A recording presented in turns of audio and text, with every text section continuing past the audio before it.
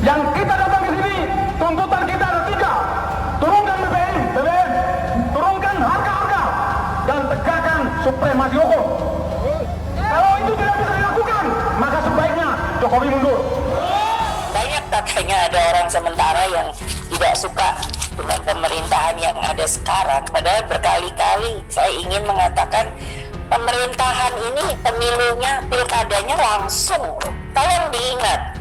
Lah kok minta seperti Pak Jokowi mundur, Pak Jokowi tidak berhasil. Mengapa saya sebut beliau? Ya itu presiden kita. Kita telah berupaya sekuat tenaga untuk melindungi rakyat dari gejolak harga minyak dunia.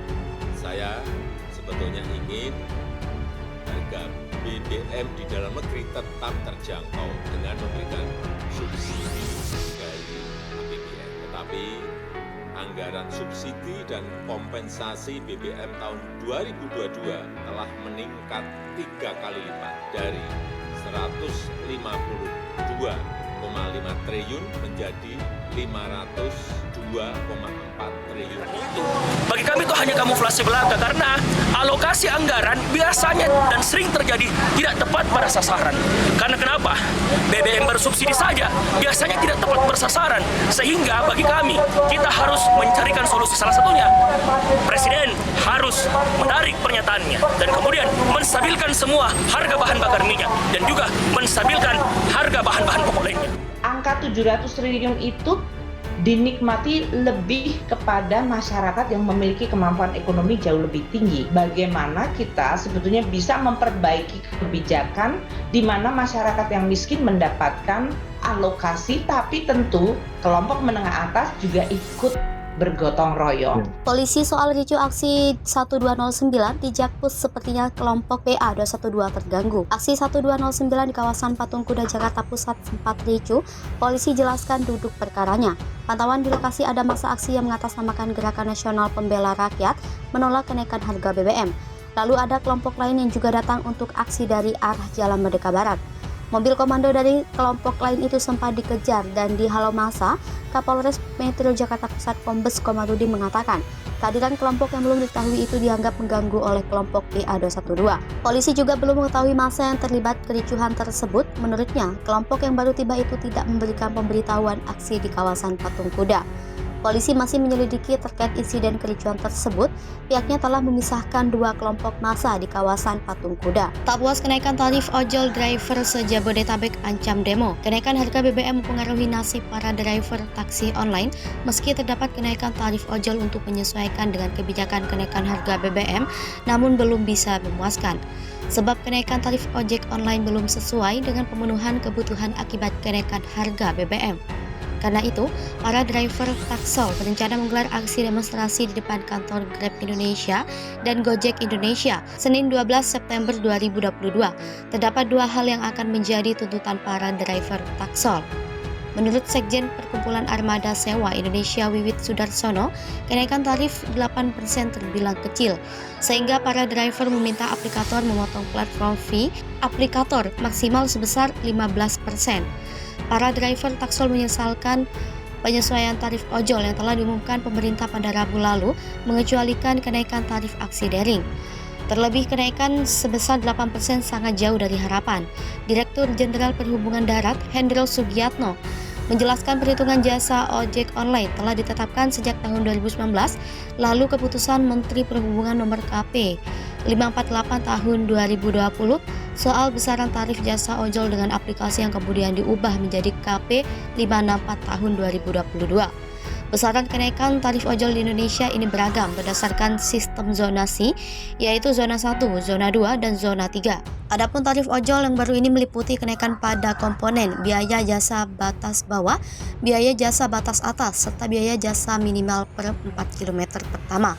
Zona 1, tarif batas bawah Rp1.850 per kilometer naik menjadi Rp2.000 per kilometer atau ada kenaikan 8%.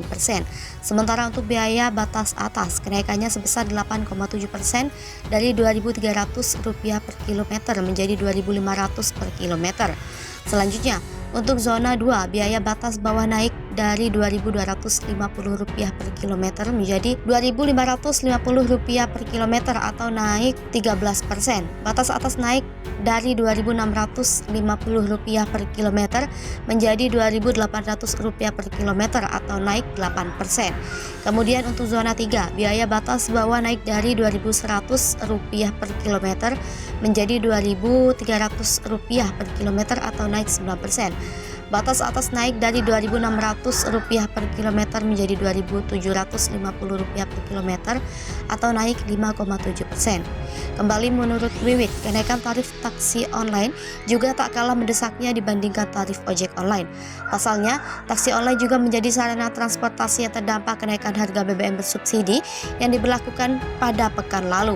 Masa bawa bendera FPI dan HTI demo dukung Anies. DPP Gerakan Intelijen. Sekelompok massa memakai baju putih-putih berwarna membawa poster Habib Rizik Syihab mengatasnamakan anggota Front Pembela Islam menggelar long march di Jalan Medan Merdeka Selatan, Jakarta Pusat. Yang mengagetkan, aksi itu tidak dibubarkan oleh aparat dan malah aman-aman saja.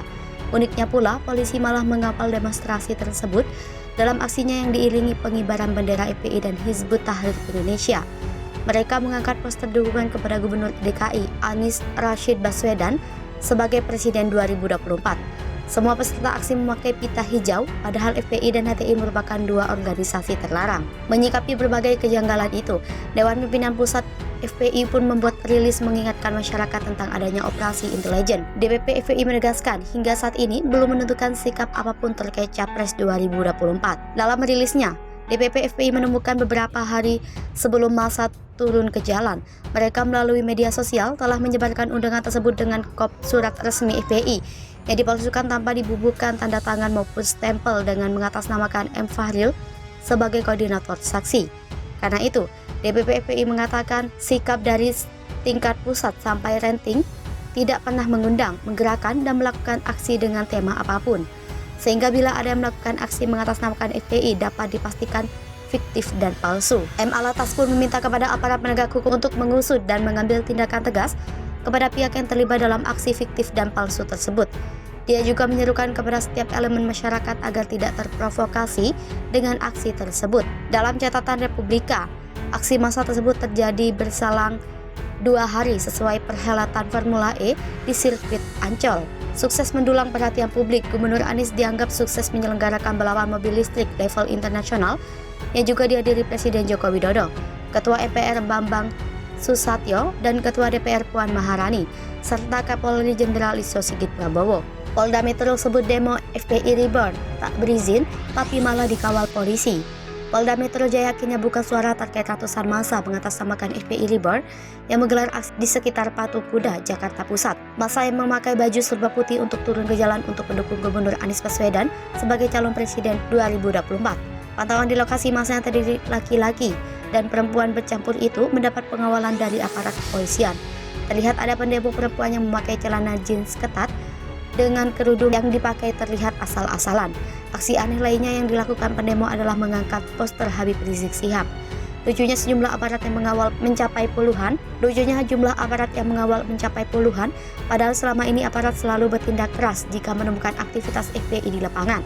Uniknya, selain mengibarkan bendera Front Pembela Islam, massa juga membawa bendera Hizbut Tahrir Indonesia. Kedua sudah dibubarkan oleh pemerintah dan masuk dalam daftar organisasi terlarang. Kabid Humas Polda Metro Jaya Kombes Endra Zulpan menegaskan, demonstrasi itu ternyata tidak mengantongi izin.